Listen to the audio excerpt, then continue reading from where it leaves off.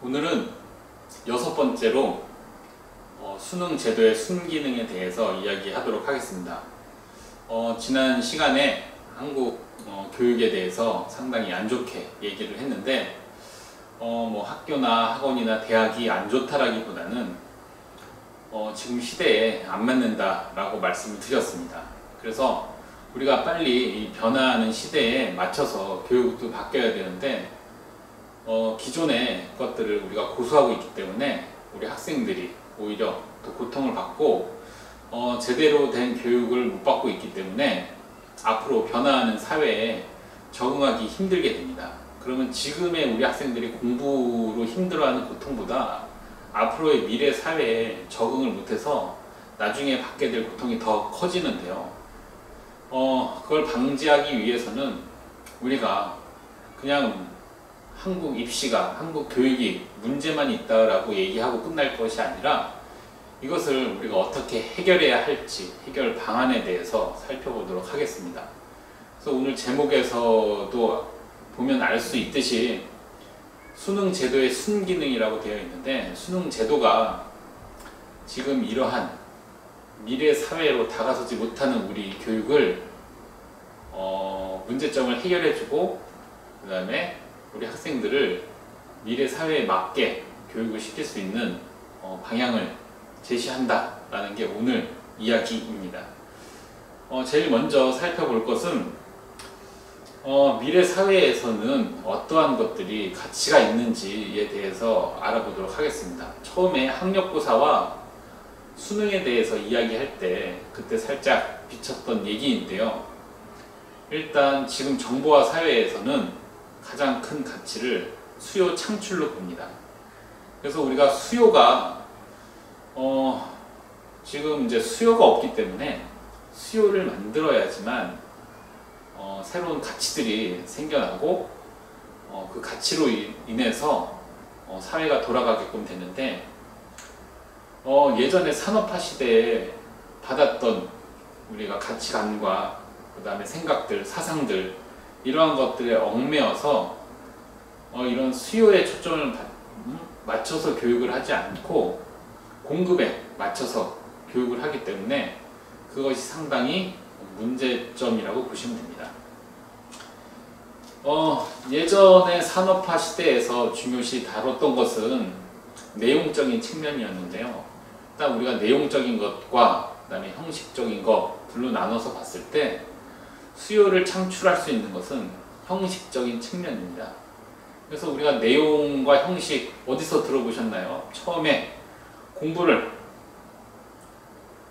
무엇인지, 그 다음에 공부를 어떻게 해야 되는지를 이야기할 때 그 무엇이라는 것에 해당하는 대답이 내용이라고 말씀을 드렸고요.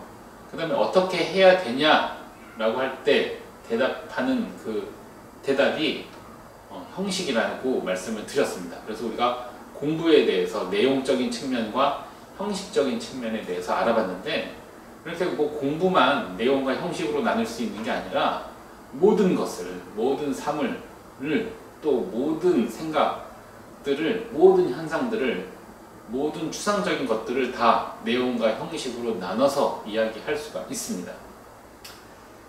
그래서 우리가 크게 지금 산업화 시대에서 다뤘던, 가치 있게 다뤘던 이 내용은 양적인 거라고 보시면 됩니다. 그래서 우리가 무엇을 사느냐, 무엇을 입느냐, 이렇게 되게 중요하게 여겼던 때였고요. 왜냐면 그 무엇이라는 내용물 자체가 없었으니까요. 근데 반대로 정보화 시대로 넘어오면서 지금 내용이 너무 많습니다. 내용이 너무 많이 흘러 넘칩니다. 그래서 이제는 내용이 중요한 게 아니라 기존의 물건과 차별이 되는 그러한 형식적인 측면의 다양성, 그 다름이 인정되고 존중되는 시대입니다. 그래서 내용보다 형식이 강조가 되고 있는데요. 간단하게 예를 들자면 사막에서 물이 있습니다. 근데 아주 더러운 컵에 담겨져 있습니다. 그럼 그거를 드시겠습니까? 안 드시겠습니까? 대부분의 사람들이 사막에서는 물을 못 먹으면 목말라서 죽기 때문에 물이 부족한 내 몸에 빨리 물을 넣어야 되기 때문에 먹겠다고 대답을 합니다. 더럽지만. 왜냐면 그 형식이 중요한 게 아니라 물 자체가 없기 때문에 사막에서는 물 자체의 내용이 중요해서 그 내용인 물을 먹겠다라고 얘기를 합니다. 근데 반대로 편의점에서 많은 물들이 있는데 다양한 그릇에 담겨져 있고 다양한 물병에 담겨져 있는데 깨끗한 오픈하지 않은 깨끗한 물과 그 다음에 내가 이제 막 마셨거나 아니면 그냥 더러운 컵에 담겨져 있는 물, 그 중에 어떤 거 드시겠습니까? 라고 하면 깨끗한 물을 먹겠다라고 합니다. 그리고 여러 깨끗한 물들 중에 어떤 걸 드시겠습니까? 하면은 각각 다양한 대답이 나옵니다.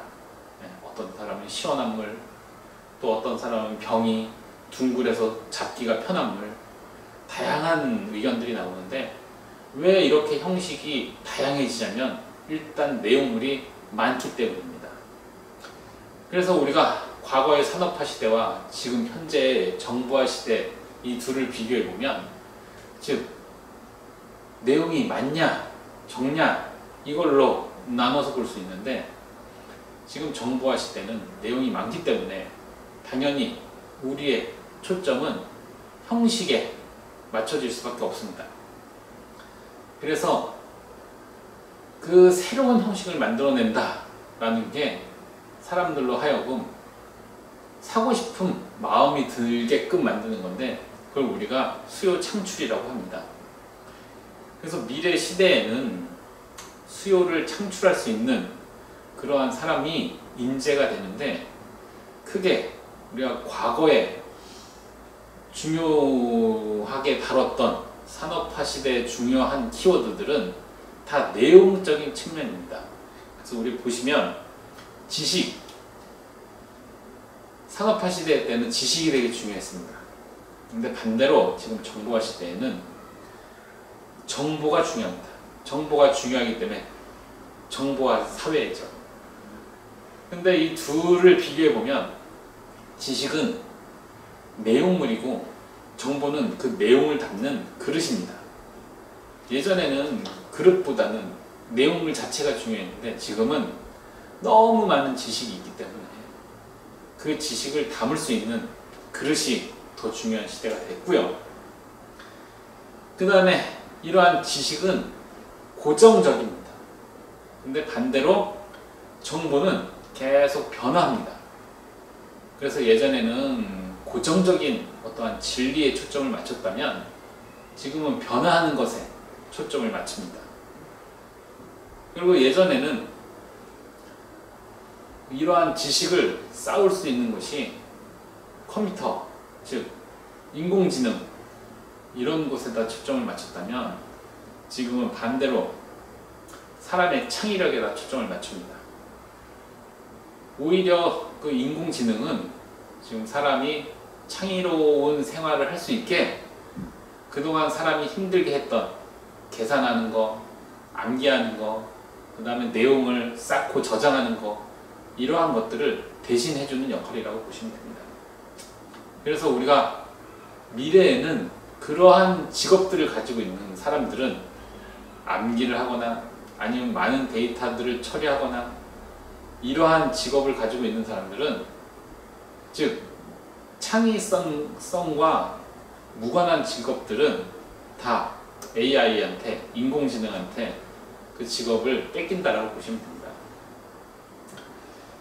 그 다음에 우리가 또 내용과 형식을 따져봤을 때 내용은 저장하는 매체입니다. 그냥 저장하는 매체 안에 들어있는 지식이라고 보면 되고요. 그래서 저장하는 걸 되게 중요시 여겼습니다. 그래서 얼마나 많은 양을 가지고 있느냐 그 양을 보유하려고 했다면 지금은 많은 지식을 저장하는 것보다 남과 어떻게 교류하느냐가 더 중요합니다. 그래야지만 개인의 혼자의 창의라기보다는 집단 지성이라는 걸 가지고 창의성을 더 발휘할 수 있기 때문에 소통을 더 강조를 하게 됩니다. 그렇기 때문에 개인의 생산성이 아닌 집단의 두뇌로 새로운 물건을 만들 수 있는 게 중요해져서, 예전에는 각각 개인이 전문성을 띄워가지고 생산성을 늘렸다면 지금은 전문성으로 끝나는 게 아니라 이걸 간학문적이라고 하는데, 학문과 학문을 연결해주는 사람이 되게 중요합니다. 즉 소통을 해줄 수 있는 그런 능력이 필요한 시대입니다.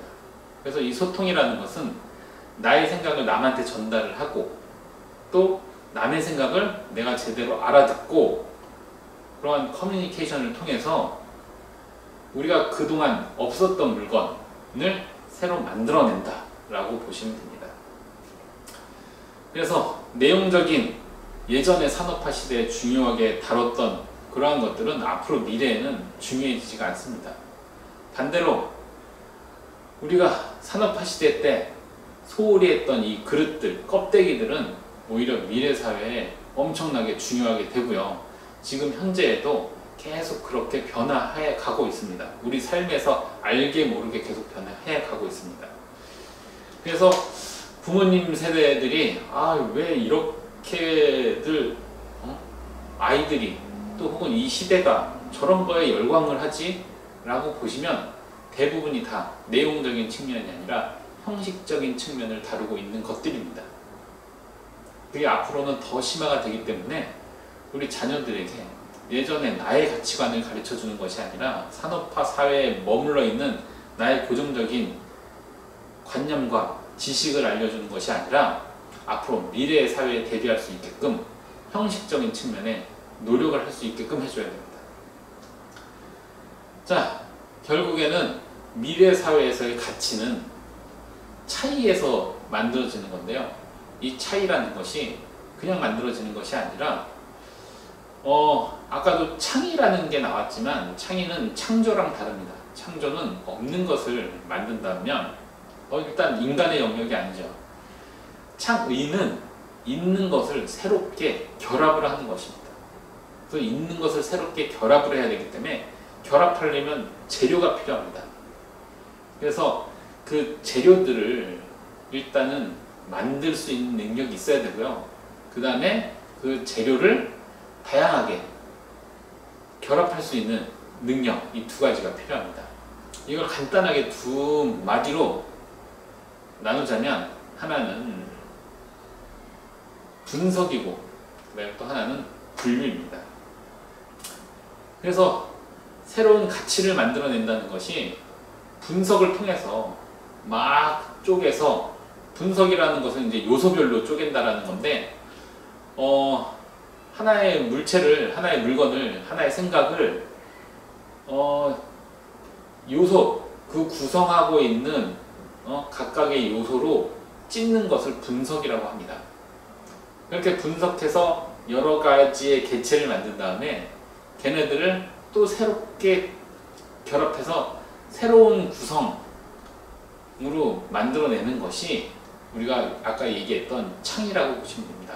그렇게 새롭게 구성을 하는 것을 우리가 분류라고 보시면 되는데, 분석과 분류는 모두 다 상대적인 기준입니다. 상대적이기 때문에 매번 똑같지가 않습니다. 매번 똑같지가 않고 항상 표현할 때마다 얘네들이 새롭게 나옵니다. 새로운 결합 구조를 만들어서 나오기 때문에 미래 사회에 잘 적응을 하려면 아이들이 표현을 해야 됩니다. 그래서 쥐지학습법의 핵심되는 두 단어를 얘기했을 때 반복과 표현이라고 말씀드렸는데, 그 표현이 이래서 중요하게 되는 겁니다. 새로운 결합을 할 수 있기 때문에. 그런데 이러한 새로운 결합 방법을 어디서 알려주고 있고, 어디서 제시해주고 있고, 어디서 이렇게 공부하라고 우리 아이들한테 길잡이를 해주고 있냐면, 결국 그게 수능에서 그렇게 해주고 있습니다. 그래서 교과서를 보면 교과서에서 원하는 대로 맞춰서 나오는 문제가 수능 문제인데, 그 수능 문제는 그냥 학력고사의 다른 이름이고 단지 그냥 어렵게만 내고 그냥 특이하게만 내서 아이들이 힘들게, 문제를 접근하기 힘들게, 풀기 힘들게, 정답을 맞추기 힘들게만 만들어 놓은 문제가 아니라 아이들이 형식적인 측면으로 접근을 해서 교과서가 원하는 방향으로 계속 표현을 해서 그 표현력이 길러진 학생들이 표현을 잘 할 수 있는지를 테스트하는 문제라고 보시면 됩니다. 그래서 동일한 내용을 물어본다고 하더라도 수능 문제는 형식을 매해마다 다르게끔 문제가 나오기 때문에 아이들이 얼마나 머릿속에다 많이 내용을 집어넣고 수능장에 들어가서 시험장에 들어가서 이거 내가 공부했던 거 하고 맞추느냐 라는 그런 학력고사식의 문제가 아니라 못 보던 문제들이 나옵니다. 못 보던 문제가 나오면 이거 내가 공부했던 거 중에 뭐지?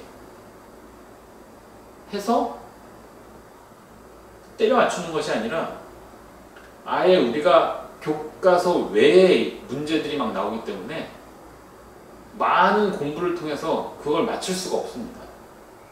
하지만 내용은 내가 처음 보는 내용이지만 형식은 그동안 내가 표현해 왔던 것들 중에 일부이기 때문에 그 형식을 통해서 내가 내용은 다 모르지만 이 형식을 조합하면 정답이 이렇게 될 수밖에 없는 구조네를 파악해야 되는 게 수능 문제라고 보시면 됩니다. 그래서 내용을 얼마나 많이 암기하고 많이 보고 많이 듣고 했느냐가 중요한 게 아니라 적은 내용이라도 하더라도 핵심되는 수능에 문제에 꼭 나오는 그런 핵심되는 내용 가지고 이렇게도 표현해보고 저렇게도 표현해보고 한 학생들이 그 어렵게 낯설게 나온 그 수능 문제를 맞출 수가 있는 것입니다. 그래서 수능은 결국 얼마나 표현을 잘하는 하냐라는 것을 물어보기 때문에 우리 아이들이 우리 부모님이 공부했던 옛날 방식의 암기와 그 다음에 그냥 문제를 많이 풀어서 시험장에 갔을 때 문제를 많이 풀어서 이거 내가 풀었던 문제네 하고 맞추는 그런 방식으로 공부를 하면 수능은 큰 코를 다칩니다. 그리고 설령 수능을 그렇게 해서 못 보건 혹은 다른 방식으로 그냥 수능을 못 봐도 대학을 잘 들어간다고 하더라도 앞으로 미래의 사회에서는 이런 형식을 잘 만들어낼 수 있는 아이들, 즉 표현을 잘 할 수 있는 아이들을 원하기 때문에 그게 안 되면 아이들은 계속 고생을 하게 됩니다. 자, 그래서 수능에서는 우리 아이들이 얼마나 분석을 잘하는지를 보기 위해서 심화 문제라는 것이 나오고요. 그 다음에 아이들이 얼마나 분류를 잘하느냐를 보기 위해서 응용 문제가 나온다라고 보시면 됩니다.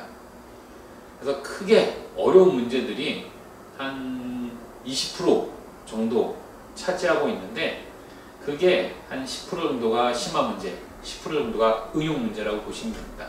그래서 나머지 80%는 그냥 다른 중위권, 하위권들을 위해서 만들어져 있는 그냥 모양만 수능이지 내용은 학력고사와 비슷한 그런 문제들이 있고요.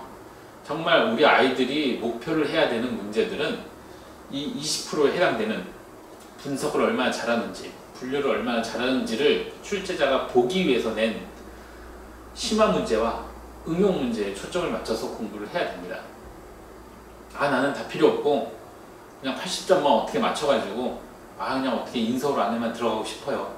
이런 식으로 공부를 하면 오히려 그 80%의 암기를 통해서 맞출 수 있는 문제는 다 버리고 이렇게 분석이나 분류를 통해서 심화 문제, 응용 문제만 맞춘 학생보다 대학은 잘 들어갈 수 있을지 모르겠지만 앞으로 미래를 살아가는데 정말 어렵게 됩니다.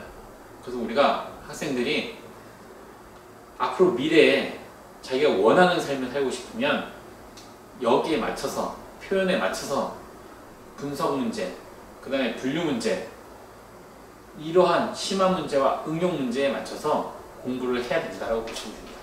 그 방향과 길잡이가 수능 문제입니다.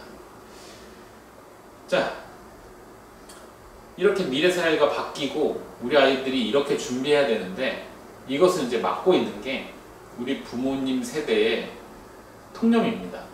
그러니까 우리 부모님들은 산업화 사회에서 태어나고 성장하고 거기에서 가치관을 얻고 했기 때문에 그게 쉽게 생각이 바뀌지가 않습니다. 시대가 바뀌었는데 생각이 바뀌지가 않습니다.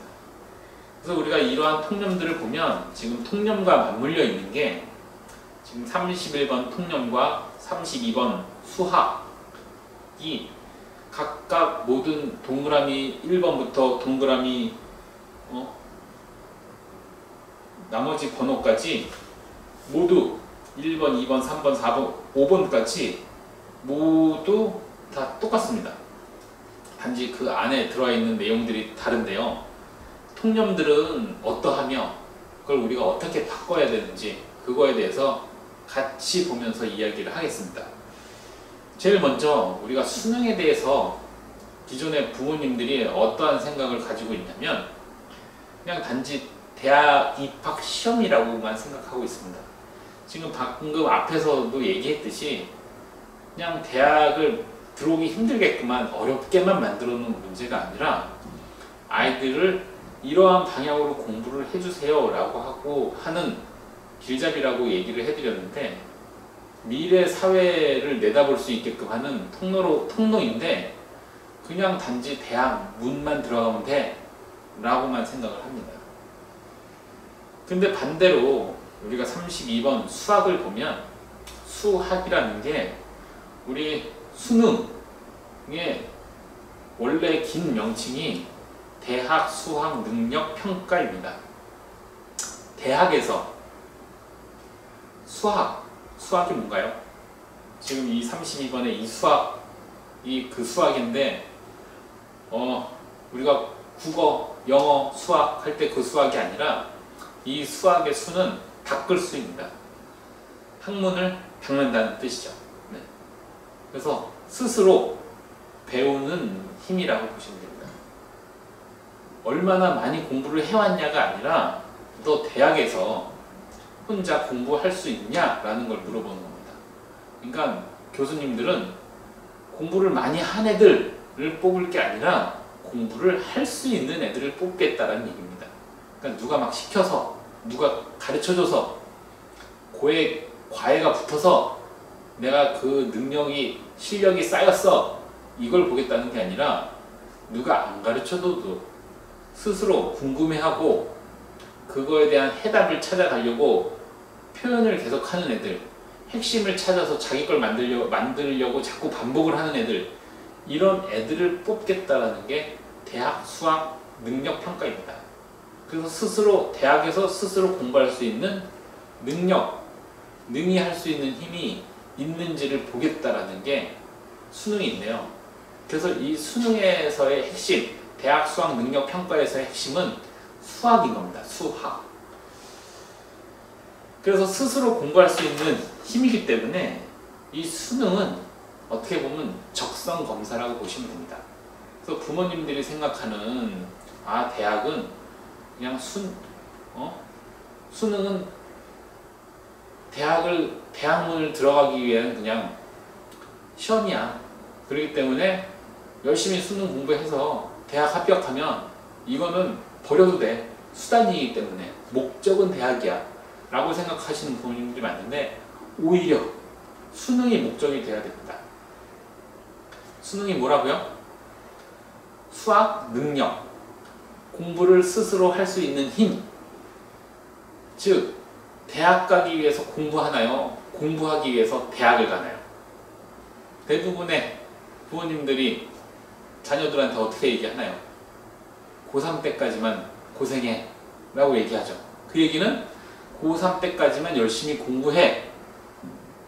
대학 들어가면 다 끝나니까. 대학 들어가면 공부 안 해도 돼. 그 고생 끝나 라고 얘기를 하는 거죠.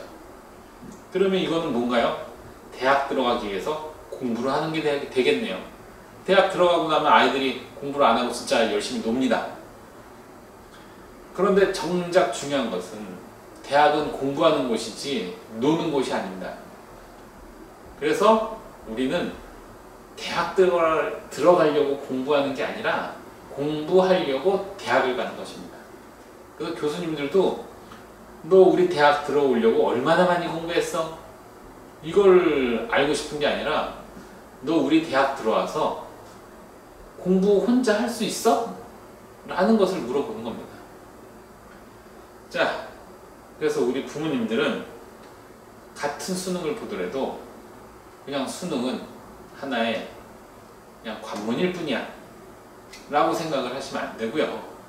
이걸 통해서 아이들이 공부할 수 있는 힘을 기르는 것이라고 보시면 됩니다. 그래서 스스로 공부할 수 있는지 적성검사, 아 얘가 공부랑 적성이 맞구나 라는 걸 이제 테스트 한다라고 보시면 되고요. 그 다음에 이제 두 번째로 대학 교육에 대해서 보자면, 부모님들은 이 대학 교육 4년으로 충분하다고 생각합니다. 평생을 살아가는데. 그건 산업화 시대 때 가능했습니다. 그런데 지금 정보화 시대 때에는 이 4년 교육으로 평생 자기가 직업을 갖고 그 직업이 평생 이어지지가 않습니다. 그렇기 때문에 계속 직업이 변화하기 때문에 그 변화하는 직업에 새롭게 공부를 해야 됩니다. 그러려면 4년 모아서 공부한 게 아무런 효력이 없습니다.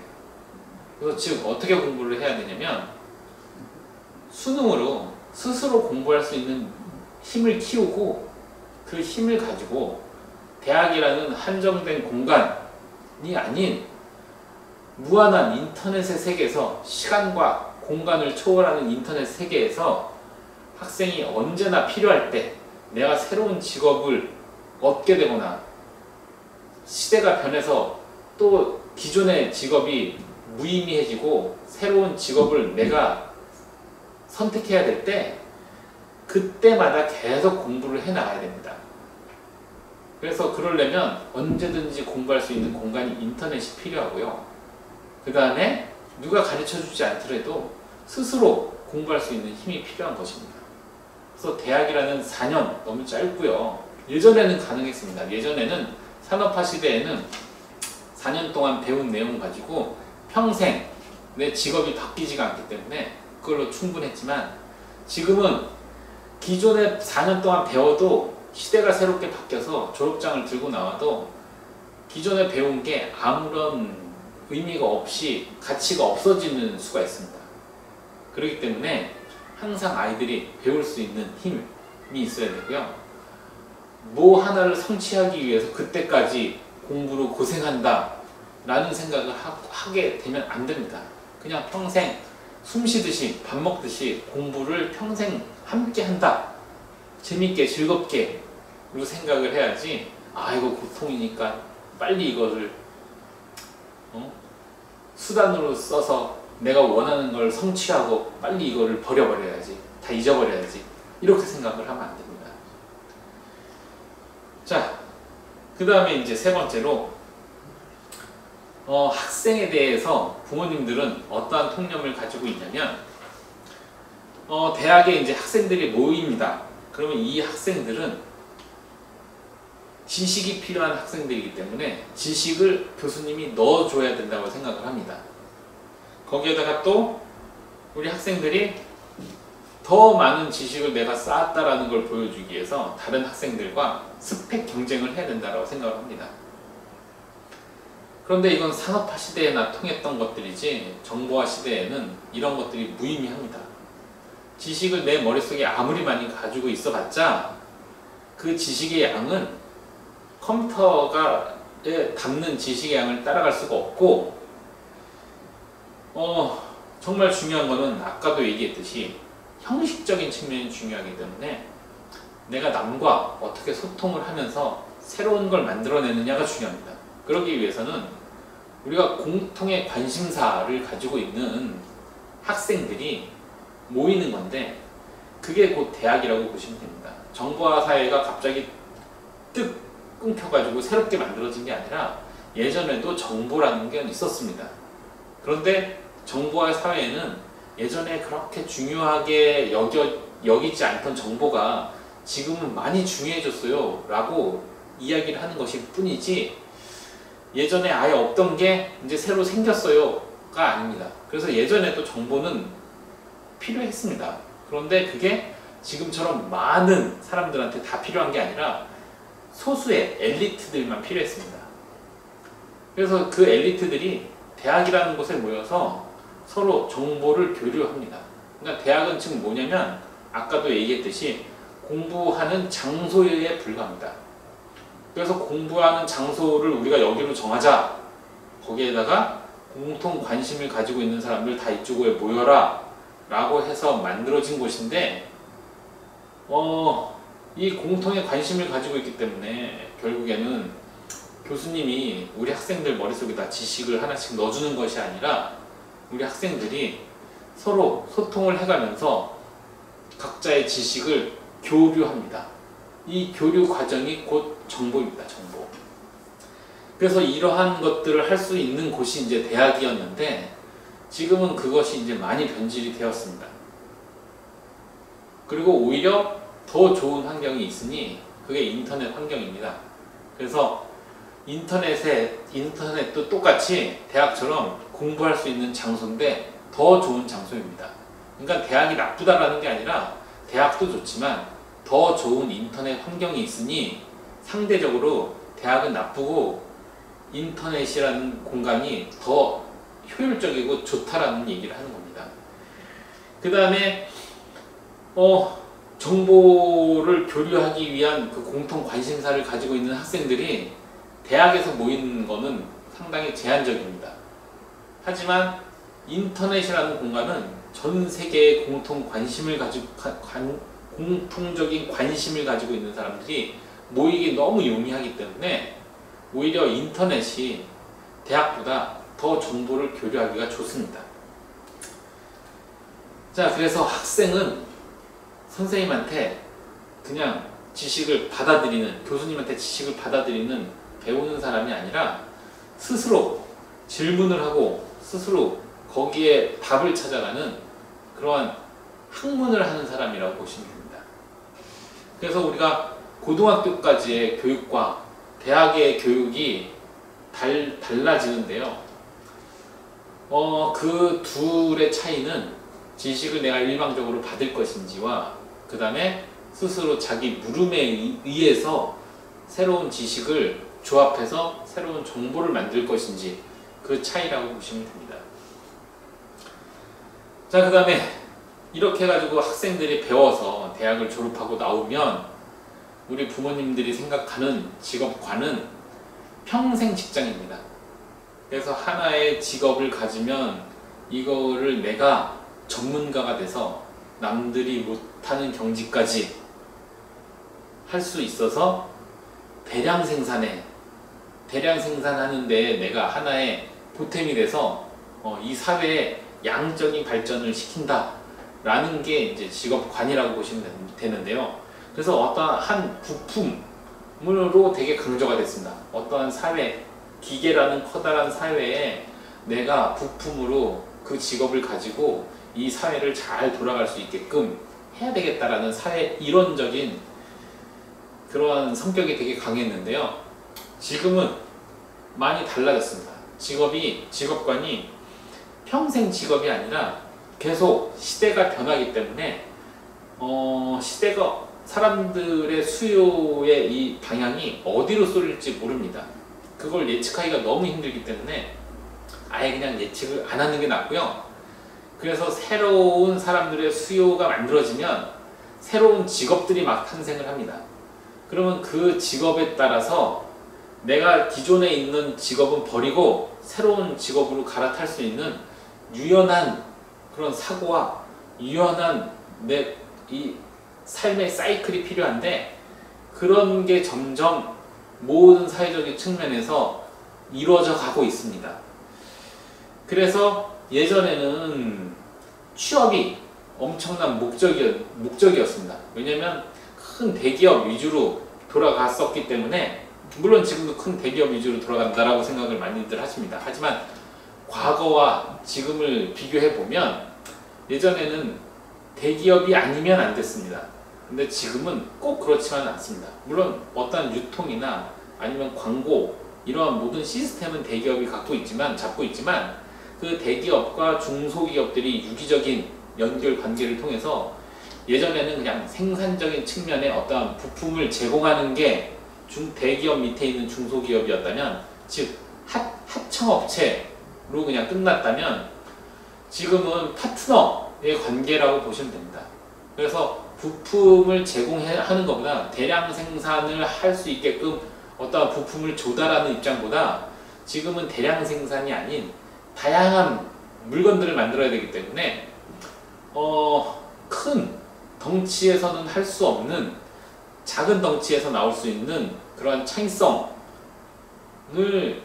대기업이 유연적이지 못해서 갖지 못하기 때문에 일부러 많은 일들을 중소기업한테 넘깁니다. 그래서 예전에는 대기업의 시스템은 기본적으로 관료제를 따르고 있고요. 그 다음에 중소기업들은 팀제를 따르고 있는데, 예전에 대량 생산 체제에서는 관료제가 딱 알맞는 체제였습니다. 그런데 지금은 팀제가 딱 알맞는 체제이기 때문에 대기업도 계속 그렇게 팀제나 뭐 아메바형, 그 다음에 뭐 오케스트라형 그러한 제도로 바뀌듯이 그것을 잘 할 수 있는 작은 중소기업 회사들이 많이 창업되고 있습니다. 그래서 대기업과 유기적인 관계를 맺고 유통적인 측면에서는 대기업한테 맡기고 나머지 생산적인 측면을 담당하게 되는데, 그냥 부품만 조달하는 것이 아니라 아예 새로운 제품을 만든다라고 보시면 됩니다. 그래서 기존에 대기업을 다니고 있던 그런 직원들도 이제 회사를 나와서 창업을 하는 사례가 상당히 많습니다. 그렇기 때문에 우리 학생들도 무조건 나는 취직을 해야 돼 라고만 생각을 하지 말고 창업을 생각을 해야 됩니다. 그리고 우리 창업하면 되게 대단하고 막 어마어마하게 생각해서 난 자본금이 없는데 창업을 어떻게 하나, 이런 생각을 학생들도 또 부모님도 많이 하십니다. 그런데 예전에 산업사회에는 지금 정보화 시대와 다르게, 정보화 시대는 무엇과 무엇의 결합이라고 얘기하냐면 지식과 정보의 결합이라고 얘기를 합니다. 이 두 가지가 결합해서 정보화 사회를 불리는 원동력이 되는데요. 산업사회에는 무엇과 무엇의 결합이냐면 노동과 자본의 결합입니다. 그래서 자본이 없으면 창업을 할 수 없어. 그러니까 나는 그냥 노동을 제공해야 되겠다. 노동시장에다 노동을 제공해서 그냥 그 받는 월급으로 생활을 해야지. 이런 생각들을 많이 합니다. 근데 지금은 자본이 없어도 창업이 충분히 가능합니다. 왜냐면 정보라는 게 있기 때문에 내가 새로운 물건을 만들어낼 수 있는 아이디어만 있으면 그 정보를 자본가들한테 오픈을 하면 자본가들이 너도 나도 그 아이디어 좋아 하게 되면 투자를 하게 됩니다. 그래서 내 돈이 아닌 남의 돈으로 얼마든지 창업을 할 수 있고, 예전에는 창업했다가 망하면 그냥 다시 일어설 수 없고 큰일 나는 건데, 지금은 망해도 상관없습니다. 그렇다고 막 억지로 망하자라는 게 아니라 자본가들이 투자를 나한테 했다고 내가 그들한테 돈을 꾼 게 아니라 그들은 나의 아이디어를 보고 한 거기 때문에 내가 만약에 망한다고 하더라도 그 자본가들의 자본이 없어지는 거지 내가 쫄딱 망해서 못 일어나는 게 아닙니다. 얼마든지 또 시대를 읽고 새로운 아이디어로 새로운 수요를 창출해낼 수 있는 물건을 만들어내면 또 얼마든지 투자를 받아서 새로 창업이 가능합니다. 그렇기 때문에 새로운 뭔가를 한다는 것을 두려워하면 안 되고, 나는 그냥 안전하게 월급 주는 거 적지만 이 적은 월급으로 안전하게 살아야 되겠다 라는 생각을 부모님들은 많이들 하셨고, 또 우리 자녀들한테 그걸 또 요구를 합니다.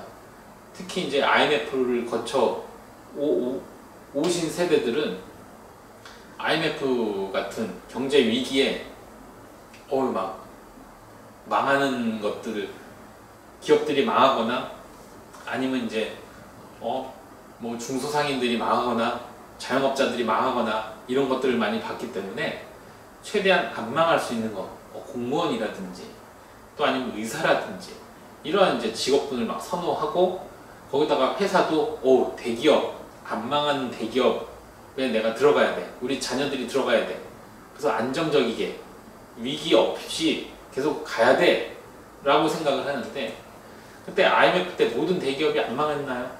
네, 대우가 크게 망했었는데, 앞으로 지금 우리가 대단하다라고 생각하는 대기업들이 언제 어떻게 망할지 모릅니다. 네, 이거는 그 대기업이 잘못돼서가 아니야. 시대가 이 대기업들을 원하지 않습니다. 등치가 큰 대기업들이 계속 창의적인 새로운 물건들을 만들어낼 수 있는 구조가 아니기 때문에 이 관료제 체제가 무너질 수밖에 없습니다. 그래서 앞으로는 꼭 내가 취직을 해야지만 안전하게 살아갈 수가 있다가 아닙니다. 그렇다고 공무원이 된다고 또 안전하게 살아갈 수 있는 게 아닙니다. 기업들이 없어진다고 미래학자들은 얘기를 합니다. 우리가 알고 있는 많은 기업들이 몇십 년 안 지나서 대부분이 다 없어질 거라고 얘기들을 하고, 그 다음에 국가의 경계도 많이 없어져서 정부가 또 해체되고 많이 흐려질 거라고 얘기를 합니다. 그래서 우리가 이러한 현상에 살아가는 사람들을 뭐라고 얘기하냐면, 이 단어를 제가 대학교 때 2000년 초에 처음 들었는데 설마 그런 사회가 오겠어? 라고 했는데 20년이 채 지나지 않은 이때에 많이 그런 현상들이 보이고 있습니다. 그 단어를 어떤 단어냐면 디지털 노매드라고, 디지털 유목민이라는 뜻입니다. 그래서 우리가 디지털이라는 게 어떤 뜻이냐면, 많이들은 들어보셨는데, 디지털은 아날로그와는 또 반대되는 말인데, 아날로그는 연속성이라면 디지털은 불연속성입니다. 연속성은 앞으로 연결이 되어 있기 때문에 앞으로가 예측이 됩니다. 지금이 이렇기 때문에 앞으로는 이렇게 될 거야 라는 연상이 가능한데, 불연속인 이 디지털 시대의 특징인 이 디지털이라는 단어는 우리가 시계를 보면 알 수 있듯이 아날로그 시계는 지금이 6시 32분이니까 60초 후에는 6시 33분이 되겠네 라는 예측이 가능합니다. 근데 반대로 디지털 시계는 이 디지털 수치를 어떻게 누르냐에 따라서 32분이 33분도 될 수 있지만 갑자기 42분이 될 수가 있고요. 그 다음에 6시 32분이었던 게 7시 32분이 될 수 있습니다. 그러니까 하나씩 1초씩 1분씩 앞으로 나가는 게 아니라 이게 막 10분, 1시간 이렇게 막 건너뛰고요. 오전과 오후가 확 바뀝니다. 그걸 아날로그로 우리가 시간을 맞추려고 그러면 얘네를 한참 돌려서 모든 그 시간을 다 거친 다음에 자기가 원하는 시간에 가는데, 디지털은 그러한 중간 단계 없이 그냥 점프를 해버립니다. 그래서 앞으로가 예측이 안 되기 때문에 우리가 이 정보화 시대, 디지털 시대를 불확실성의 시대라고 합니다. 그래서 우리 보시면 정보화 시대, 우리가 통념으로는 이러한 불확실한 이러한 정보화 시대를 기존의 부모님들은 상당히 문제라고 생각합니다. 왜냐하면 앞으로 예측이 안 되기 때문에. 그래서 대기업에 보냈는데도 왠지 불안해. 그래서 안 되겠어. 너 공무원 준비해. 그래서 막 공무원 시험을 막 보고, 그 다음에 공무원 준비해도 안 되겠어. 너 의사가 돼. 의사가 돼도 안 되겠어. 불안해. 계속 불안한 상태로 지금 이 불확실성을 문제라고 생각을 합니다. 어떻게 하면 우리 아이가 안정적으로, 어떻게 하면 우리 가족이 안정적으로 나아갈 수 있을까를 생각하는데, 지금 정보화 시대에 수요가, 사람들이 뭘 사고 싶은지를 모르게끔 계속 바뀌기 때문에 이 불확실성을 어느 한 고정되게끔 묶어놓을 수가 없습니다. 즉 산업화 시대에는 고정된 불변의 진리가 되게 중요시 여겨졌다면, 지금은 상대적인 차이가 중요시 여겨지기 때문에 어떻게 하나로 딱 잡아놓을 수가 없습니다. 그 잡아놓으려고 한다는 게 모순이기 때문에 그러한 고정된 직업, 고정된 가치 이런 것들을 쫓아가면 오히려 지금 이제 정보화 시대의 불확실성이 문제화되는 것입니다. 그래서 우리 부모님들은 지금 상당히 사회가 혼란스럽고 혼탁하고 힘들다라고 얘기하는데 정보화 시대의 특징이기 때문에 당연한 결과라고 보시면 되고요. 그러면 이걸 어떻게 해야 되느냐? 불확실하다라는 것은 예측이 되지가 않기 때문에 앞으로 어떠한 상황이 펼쳐질지를 모릅니다. 그러면 상황이 펼쳐졌을 때 그 상황에 대한 맥락을 빨리 파악해서 읽고 그거에 대한 대처 능력을 가질 수 있는 사람이 그 시대의 인재가 되기 때문에 학생들을 그러한 상황 속에서 문제 상황 속에서 빠르게 핵심을 잡아서 내 거를 만들고 표현해서 남들을 설득해서 그 불확실한 곳에서 사람들이 원하는 방향으로 이끌어갈 수 있는 그러한 리더십을 키우는 것이 중요한 시대입니다. 근데 그런 거를 키울 수 있는 가장 핵심되는 키워드가 표현이고요. 그 표현을 할 수 있게끔 만들어주는 시험 제도가 수능이라고 보시면 됩니다. 또 거기에다가 대부분의 뭐 홈스쿨러들이나 아니면 학교에 있는 뭐 학생들만 보더라도 일단 홈스쿨러들은 학교에서 하고 배우고 있는 교과서는 중요하게 다루질 않습니다. 그냥 부정을 합니다. 네. 그리고 또 학교를 다니고 있는 아이들도 학교의 교과서는 중요하게 여기지 않고 오히려 EBS 교재, 수능과 내용이 연결된다고 내용의 70%가 나온다고 내용이 중요한 게 아닌데 그래서 교과서를 보면 교과서 내용이 중요하기 때문에 제가 교과서를 강조하는 것이 아니라 교과서에 항상 이렇게 학습을 하십시오 라고 매 단원마다 또 단원이 끝날 때마다 단원이 시작할 때마다 이렇게 학습하십시오 라고 나오고 또 단원이 끝날 때마다 이런 것들을 생각해보고 이런 활동들을 해보고 이런 표현들을 해보세요 라고 나옵니다. 그래서 즉 미래 사회에 맞게끔 당신들이 크려면 이 교과서에서 지침하는 대로 따라주세요. 그리고 수능은 교과서에서 하라는 대로 잘 표현했는지 그거를 테스트하려고 문제를 내는 건데 그대로 안 움직여주고 있어서 그게 문제입니다. 오히려 학원을 돌리면서 또 그 다음에 문제풀이를 시키면서 아이들이 생각할 수 있는 힘, 표현할 수 있는 힘을 계속 죽이고 그냥 실력보다는 성적만 높으면 아 우리 애 공부 잘하는구나 라고만 생각을 하는데 그렇게 학교 성적으로 막 공부 잘하는 줄 알았던 학생들이 수능에서 다 무너지는 이유가 이러한 교과서에서 이렇게 공부하라고 제시했던 것을 안 했기 때문입니다. 그리고 나중에 아 우리 애는 내신은 잘 나오는데 아 내신형인가 보다 수능형은 아닌가 보네 하고 수시에 몰빵해서 어떻게든 대학에 들어가려고 하는데 대학은 못 들어가도 좋습니다. 내신 성적 안 나와도 좋습니다. 문제 많이 안 풀어도 좋습니다. 중요한 건 아이가 문제 상황에 처했을 때 스스로 남들은 다 이런 건 본 적이 없어 나 이거 어떻게 해야 될지 모르겠어 이 문제 어떻게 풀어야 될지 모르겠어 라고 할 때 스스로 그 문제의 핵심을 찾고 그 문제의 형식을 통해서 이 문제를 어떻게 해결할 수 있을지 고민하고 그 문제를 분석한 다음에 그 문제의 각 요소들을 새로 결합할 수 있는 분류할 수 있는 능력을 가지고 있는 학생들이 되어야지만 앞으로 불확실성의 이 시대에 여러 문제 상황들이 터질 때 그걸 다 헤쳐나갈 수가 있습니다. 물론 그 중간중간에 좌절할 수도 있고 힘들 수도 있지만 일어설 수 있는 학생들이 이 수능 위주로 공부한 학생들이 될 테고요. 안 그리고 나는 그냥 안전하게 살래.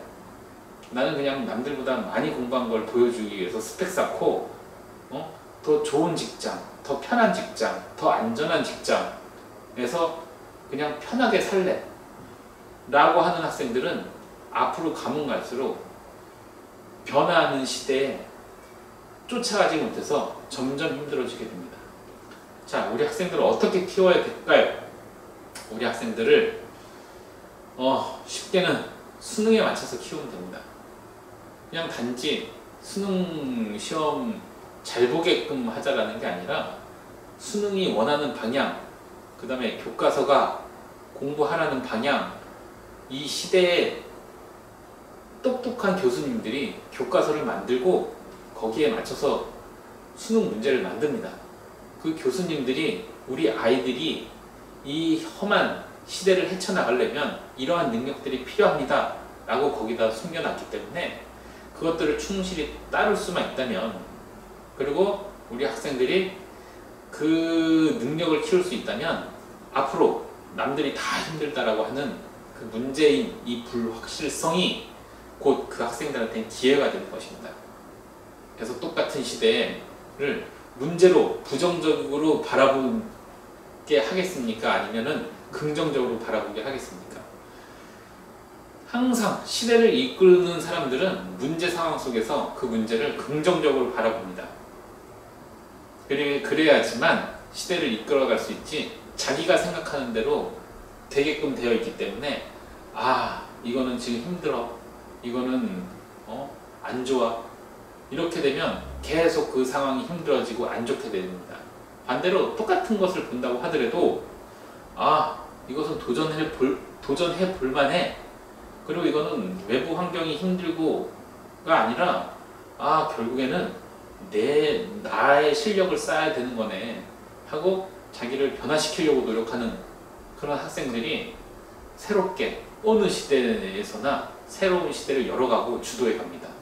그래서 우리 학생들의 교육이 단지 그냥 문제 잘 풀어서 성적을 높여가지고 그냥 좋은 대학 가고 남들한테 떵떵거리는, 나 이렇게 많은 물질이 있어, 나 이렇게 양이 많어, 나 이렇게 안정적이야 라고 하는 부모님들의 통념에 갇혀서 평생을 살 게 아니라 새로운 시대에 맞춰서 새로운 시대를 열어가는 그런 우리 학생들이 돼야 되겠다고 생각을 합니다.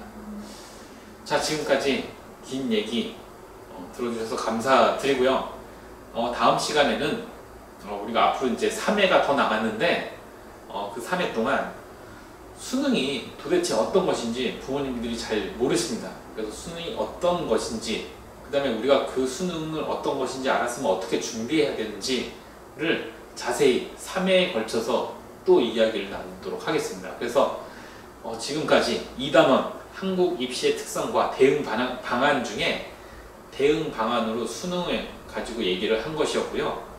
다음에는 이 수능에 대해서 수능 영역의 특성과 그 다음에 어떻게 그 수능을 선택해야 되는지 그 선택 기준과 그 다음에 또 어떻게 학습해 나가야 되는지 그러한 것들을 또 이야기를 나누도록 하겠습니다. 그러면 감사드립니다.